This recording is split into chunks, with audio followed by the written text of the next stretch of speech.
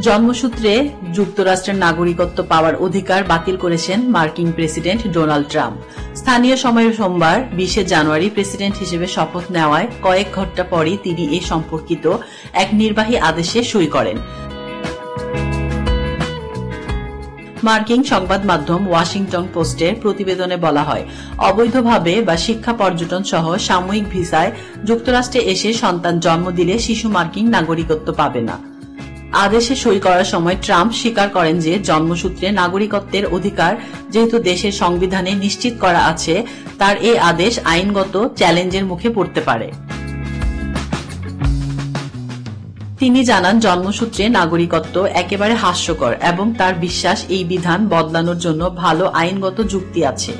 এদিকে ক্ষমতা গ্রহণের পর বিশ্ব স্বাস্থ্য সংস্থা WHO থেকে যুক্তরাষ্ট্রকে প্রত্যাহারের মতো বড় ধরনের পদক্ষেপও নিয়েছেন তিনি। এছাড়াও জো বাইডেনের শাসনামলের 78টি নির্বাহী আদেশ বাতিল করেছেন তিনি। এর আগে যুক্তরাষ্ট্রের 47তম প্রেসিডেন্ট হিসেবে শপথ নেন ট্রাম্প। তাকে শপথ পড়ান মার্কিন সুপ্রিম কোর্টের প্রধান বিচারপতি জন রবার্টস। এর মাধ্যমে এক মেয়াদ বিরতিতে দ্বিতীয়বারের মতো আমেরিকার প্রেসিডেন্ট হলেন ট্রাম্প। সোমবার ক্যাপিটাল হিলের রোটালডা কক্ষে আয়োজিত শপথ অনুষ্ঠানের মঞ্চে ট্রাম্পের সঙ্গে ছিলেন vice president JD Vance.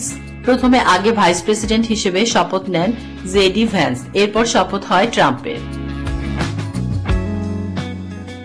Taslim Akter Shimu, SBS Bangla.